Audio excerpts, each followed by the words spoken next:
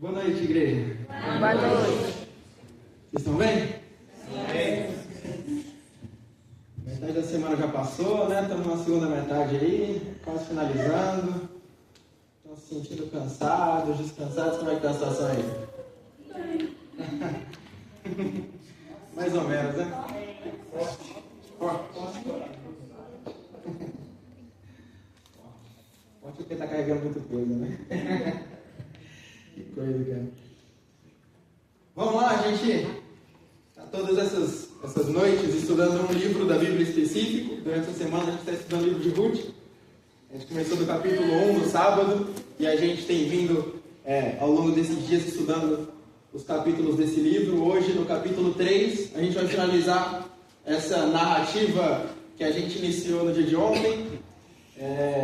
O pedido de casamento de Ruth, esse encontro dela com Boaz, o seu segundo encontro com ele, e como é que essa narrativa vai se desenrolar. Então eu convido você a abrir sua Bíblia, Ruth capítulo 3. Ontem nós lemos até o versículo 9, hoje a gente vai terminar do versículo 10 para frente. Eu quero me concentrar em um aspecto desse texto com você. Ruth capítulo 3, a partir do versículo 10.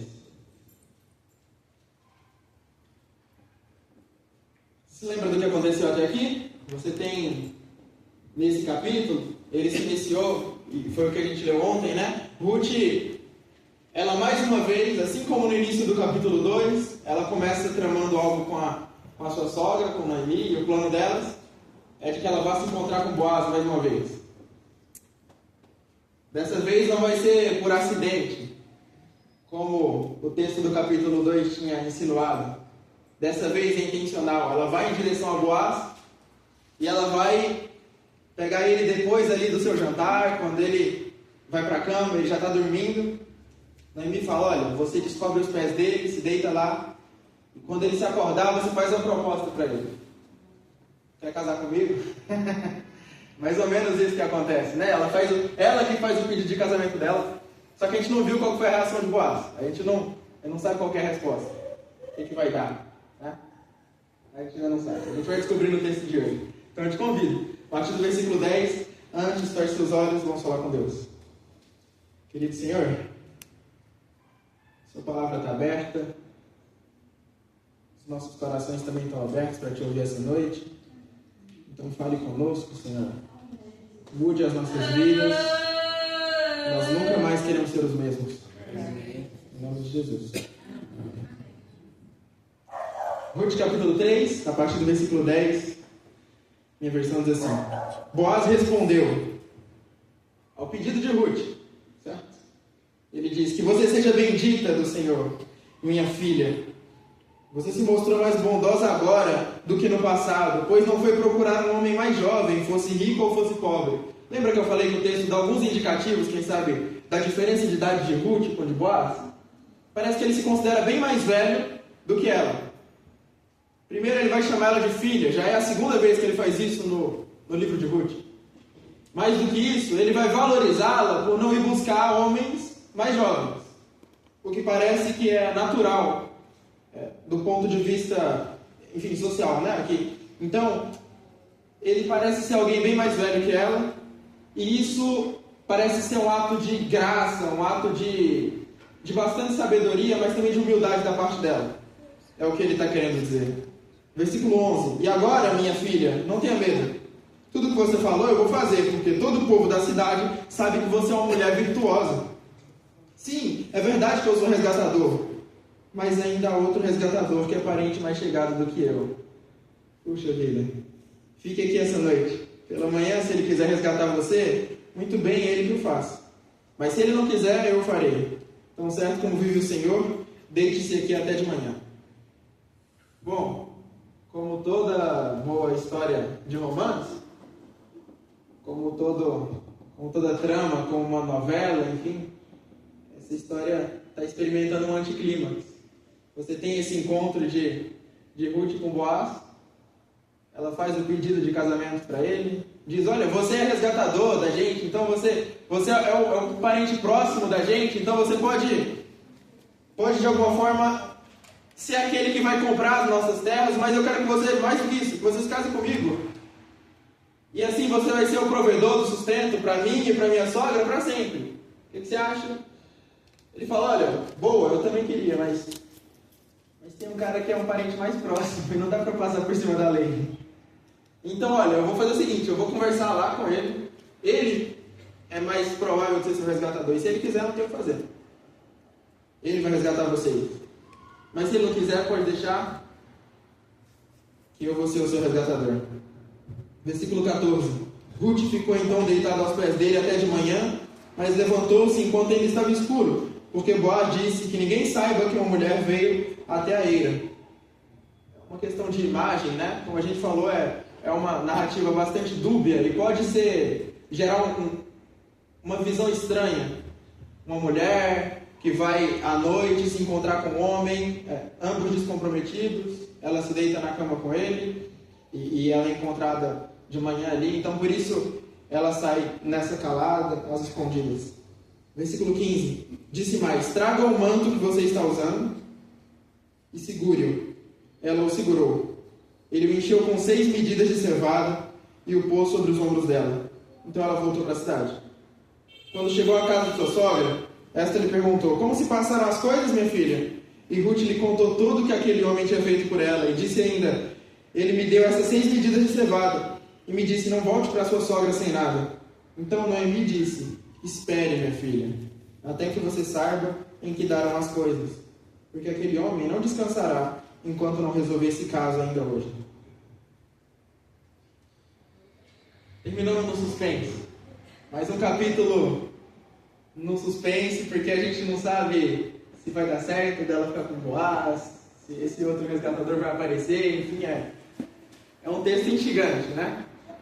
Mas é bonito porque em hebraico, no texto hebraico, em vez da primeira palavra do versículo 18, das palavras de Noemi ser espere, na verdade essa é a última das palavras dela. O texto do capítulo 3 encerra com a sua última palavra sendo espere. O que é uma palavra que também tem o sentido de descanse. E a gente começa o capítulo 3 com Noemi falando que gostaria de encontrar um lar, um descanso para Ruth. E a última palavra do capítulo 3 é descanso. Porque Boaz não vai descansar até resgatar você. O que rima bastante com aquilo que a gente conversou ontem. Esse texto e a forma com que ele vai ser interpretado ao longo do Antigo Testamento, e a gente olhou um pouco como as palavras dele vão se repetir em outros livros, como o livro de Isaías, como ele vai usar o conceito de resgatador e do descanso para poder fazer uma aplicação ainda maior e mostrar que Deus é, em uma escala maior, o nosso resgatador, que nos faz o mesmo convite. Espere, descanse. Descanse você, porque o seu Deus não descansa até resgatar você. O que é algo muito bonito desse texto. É algo muito bonito. Mas eu gostaria de me concentrar nos minutos que eu ainda tenho essa noite com você no primeiro dos versos que a gente leu, versículo 10. Quando Boaz responde, que você seja bendita do Senhor, minha filha. Você se mostrou mais bondosa agora do que no passado, pois não foi procurar um homem mais jovem, fosse rico ou fosse pobre. Outras versões vão dizer a sua misericórdia foi maior agora do que no passado, ou outras palavras análogas. Eu gostaria de pensar um pouquinho com você sobre a função dessa palavra no livro de Ruth. A palavra bondade, misericórdia, compaixão, outras versões dizem, a sua compaixão foi mais forte agora. Essa é a palavrinha hebraica, recebe. Recebe significa amor, mas muito mais do que isso. Eu queria explorar com você o significado dessa palavrinha hoje. Sabe que é difícil da gente definir o que Deus é. Quem Deus é. Ontem eu conversava com o Ronaldo um pouquinho sobre isso, né? Foram falando pra gente, tá na hora de ir embora e tudo mais, depois do culto. Enfim, o tempo vai correndo. A gente acaba tendo os compromissos, tem que ir embora, mas o assunto não se esgota, é difícil de definir, certo? Deus é tão grande, tão imenso, nem mesmo a Bíblia consegue definir Deus. Porque não tem vocabulário, irmão, para isso. Então ela vai usar palavras diversas para poder expor as multifacetas de Deus. Só que de longe, a mais usada é a palavra recebe. Recebe é a palavra mais usada. Você se lembra, talvez, o texto mais emblemático sobre quem Deus é, e é a forma com que ele vai ser sempre referido ao longo do Antigo Testamento, baseando-se nesse texto em Êxodo capítulo 34, quando Moisés está intercedendo pelo povo. O povo de Deus, no momento em que eles estão recebendo ali a aliança, no momento em que eles estão firmando um pacto com Deus, quando Deus está provando o seu amor para com eles, eles caem em idolatria, eles esquecem-se de Deus e eles se desvinculam da aliança que Deus está formando com eles. Então Deus chama Moisés e fala assim: Moisés, vamos fazer o seguinte. O povo é terrível, né? Terrível, Senhor. Vamos fazer o seguinte, então, eu vou matar todo mundo. E aí eu vou pegar a sua família e através de você eu vou fazer o meu povo agora. Pode ser? E Moisés, ousado, né? Ele fala: não. Não pode ser. E por que Moisés pode falar não para Deus, né? Porque ele usa uma cartada. E sempre que alguém fala não para Deus na Bíblia, ele está usando essa cartada. Você vai ver. Tem muita gente que fala não para Deus. Um outro exemplo famoso é o de Abraão. Deus diz: olha, estou indo ali destruir Sodoma, certo? Abraão põe a mão no peito de Deus e fala assim: espera aí, vamos negociar. Se tiver, e aí você tem toda aquela negociação dele. Qual que é a cartada que eles usam com Deus? É o caráter de Deus. É quem Deus é. Por quê? Porque eles estão dizendo em outras palavras: olha, matar todo mundo, exterminar todo mundo não é o seu caráter. Não é quem o Senhor é. E não é como se Deus tivesse esquecido de quem Ele é. Mas, sabe que Lutero dizia? Que Deus é tão grande, mas tão grande, que para Ele se revelar, Ele tem que se esconder. Ou seja, Ele usa uma máscara para se revelar, porque o que a gente conhece de Deus é tão ínfimo, se comparado a tudo que Ele é. Se conhecêssemos tudo, seria impossível da nossa mente tão finita compactar todo esse conhecimento, toda essa grandiosidade. Por isso conhecemos tão pouco. Por isso a forma de Deus se revelar é se escondendo. Mas quando Deus decide se revelar, muitas das vezes a sua forma de fazer isso é testando se você o conhece tanto que as ações dele que não condizem com o seu caráter, você sabe dizer para ele: olha, não é quem você é. Então Deus está falando: eu vou exterminar o povo. Pode ser Moisés. Moisés fala não. E por que ele fala não? Ele diz: porque o Senhor, Deus, lembra da aliança que o Senhor fez com Israel no passado? Não é não porque eu estou querendo. Ele diz não. Não porque o Senhor fez uma aliança com eles. Não porque o Senhor é um Deus amoroso, compassivo, grande em bondade e em misericórdia. Palavra usada: recebe. Porque você recebe, você não é assim, recebe. Deus fala a verdade. Aprovado. É verdade. Assim como com Abraão, ele cede a todas os questionamentos de Abraão em relação a não castigar o povo de Sodoma. Ele cede a todas as propostas de Abraão, se você se lembra. Por quê? Porque Abraão está jogando dentro das linhas do caráter de Deus. E você tem inúmeras outras vezes em que Deus vai dar indícios de uma máscara que ele está usando, mas para testar se aquele com quem ele está conversando o conhece de verdade. Um grande exemplo no Novo Testamento. Uma mulher que nem pelo seu nome é identificado, a Ciro Fenícia. Ela chega em Jesus com a sua filha que precisa do milagre. Jesus diz: tem jeito, né? Eu vim aqui para as ovelhas perdidas de Israel. E ela argumenta com Jesus. E Jesus fala: sabe que a fé dessa mulher me impressionou? Porque ela conhecia o caráter de Deus. Deus é amoroso e suas ações são guiadas pelo amor. Isso é contracultural, isso é diferente. Mas isso é lindo também. Amor, recebe. E Um grande exemplo, e o maior exemplo na Bíblia hebraica, no Antigo Testamento, dessa palavra, de como essa palavra é usada, é nesse livro de Ruth. Ela vai aparecer apenas 3 vezes, mas como é um livro curto, isso é quase que uma grande aparição, por assim dizer. No capítulo 1, Hesed vai aparecer pela primeira vez, e se você se lembra, vai aparecer quando Noemi vai dizer para as suas noras, ela vai dizer assim, capítulo 1, versículo 8, vão e voltem cada uma para a casa da sua mãe, e que o Senhor seja bondoso, Hesed, com vocês, assim como vocês foram bondosas com os que morreram e comigo. Mas outras 2 vezes, Hesed vai aparecer e vai descrever as ações de Ruth. Primeira vez, descreve a ação de Deus. As outras 2, a ação de Ruth. Hesed significa, é uma palavra tão complexa que é impossível de descrevê-la apenas falando de amor. Por isso, às vezes, ela vai ser traduzida como bondade, outras vezes vão traduzir ela como amor leal, fidelidade.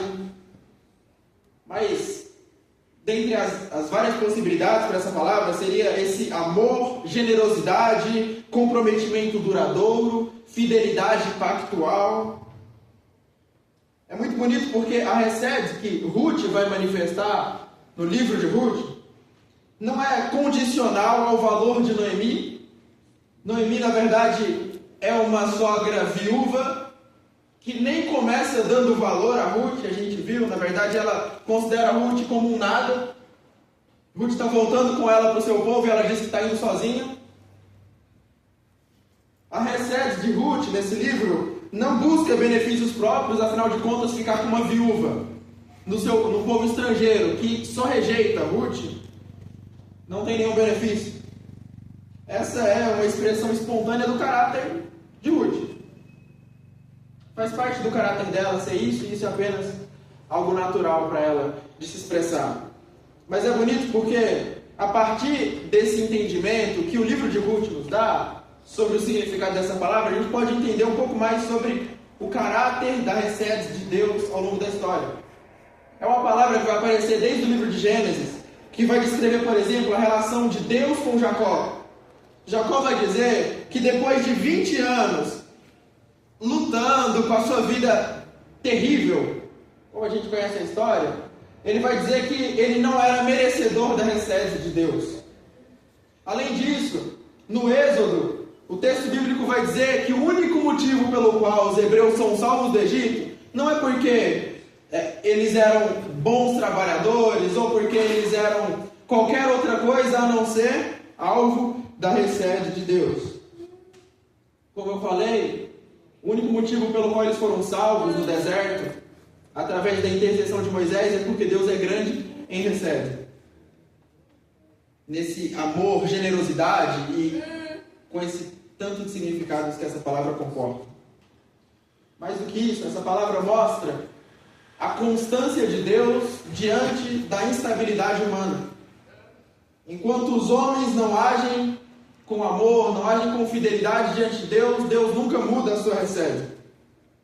Essa Hesed suprema pertence a Deus e Deus está sempre se utilizando dela. A Bíblia vai falar, por exemplo, no livro de Oséias, que o Hesed de Israel é como se fosse traição. Vai usar, inclusive, o livro de Oséias, vai usar essa figura de uma neblina para poder descrever o tipo de Hesed que Israel tem para com Deus. Uma neblina é bastante passageira, qualquer coisa manda para onde? A mesma palavra usada em Eclesiastes para descrever a efemeridade da vida. Tudo é vaidade, tudo é revelo. Essa palavra hebraica que significa neblina, vapor, passa rápido. Passa rápido. Essa é a Hesed humana. Mas em contraste com isso, se você for no Salmo 136, parece até uma música contemporânea de adoração. Ela repete todas as horas aquele refrão. Porque o seu amor dura para sempre. Porque o seu amor dura para sempre. Porque o seu amor dura para sempre. É o refrão constante do Salmo 136. A palavrinha, Hesed. Enquanto a Hesed humana é como a neblina no vapor que se vai rapidamente, a Hesed de Deus é duradoura, dura para sempre. Mas após séculos de traição humana, através da nação de Israel, que é aquela que a gente acompanha no texto bíblico, Deus decide materializar sua recede de forma humana. Envia Jesus. Deus manteve a sua promessa de uma maneira dramática, drástica e completamente diferente da que todos imaginariam. É por isso que é tão chocante os relatos dos evangelhos. Deus manifesta a sua recede ao se tornar humano em Jesus de Nazaré. Jesus é apresentado como o ser humano mais leal e amoroso que já existiu. Ele é a própria manifestação da recede de Deus. Através da sua vida, da sua morte, da ressurreição, Deus está abrindo um novo futuro para a humanidade, onde vai ser possível que a humanidade ande debaixo dessa recede de Deus. O Antigo Testamento, as escrituras hebraicas diziam que a recede de Deus iria imperar, sobretudo os profetas, eles vão sempre descrever que a recede de Deus vai imperar no mundo quando o Messias vier instalar o seu reino.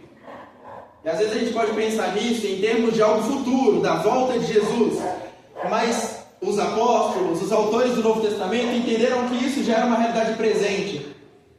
Se você se lembra, Atos capítulo 2, quando Pedro faz a sua pregação no Pentecostes, ele aplica uma profecia de Joel, capítulo 2, ele diz que acontecerá nos últimos dias, e ele termina dizendo que isso está acontecendo hoje.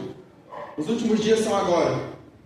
A morte e a ressurreição de Jesus inauguram o que a Bíblia chama de últimos dias. 2 Timóteo vai dizer isso. Hebreus, acho que é um dos exemplos mais usados. Hebreus capítulo 1. No passado, Deus falou por muitas vozes, através dos nossos pais, dos profetas, mas hoje nos falou através do Filho, nos últimos dias, hoje.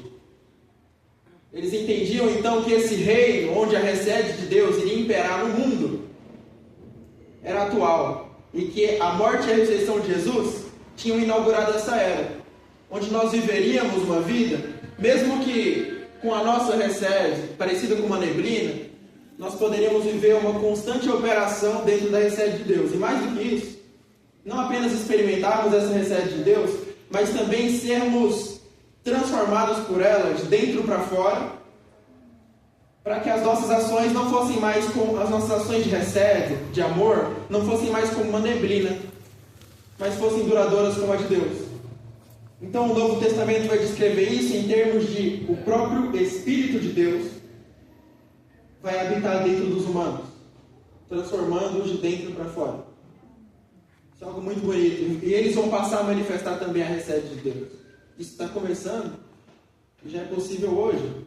Esse é o plano de Deus. Que essa recede, que sempre foi constante, mesmo diante das nossas inconstâncias, ela pudesse se manifestar no mundo. E apesar de que o reino de Deus já não veio em plenitude, ainda não veio em plenitude, mas nós podemos experimentar gotas dessa recede ainda hoje. Aqui e agora, através dos benefícios da morte e da ressurreição de Jesus. Mas, antes de eu finalizar, eu queria contar para você uma historinha que aconteceu há alguns meses comigo. Eu estudo no NASP, moro por lá, tenho passado, enfim, os semestres letivos em Engenheiro Coelho, uma cidade do interior de São Paulo. Só se você já ouviu falar do NASP mesmo, a cidade mais desconhecida que tem. Coelho lá. Mas essa cidadezinha, apesar de não ter nada assim, absolutamente nada, não tem nenhuma pracinha pra você brincar, se divertir, nada. O ponto de contato é seu quarto, né? O NASP, não tem nada. Quando você sai de lá, meu Deus, é árvore e rua. Aí o único ponto assim, que você tem para poder fazer alguma coisa diferente é uma sorveteria lá. Chama Raroteria. E aí, se você quer sair do NASP e não ver árvore, né? Você vai para a Raroteria. Chama seus amigos, vai para lá. E a gente estava indo para a Raroteria em determinado dia. Estou atravessando a rua.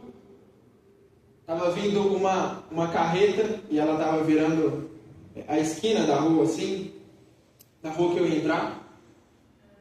Só que eu estava andando distraído. A carreta foi virando, eu estava vestido numa jaqueta branca. A carreta foi virando assim, eu atravessando a rua distraído, olhando para o outro lado.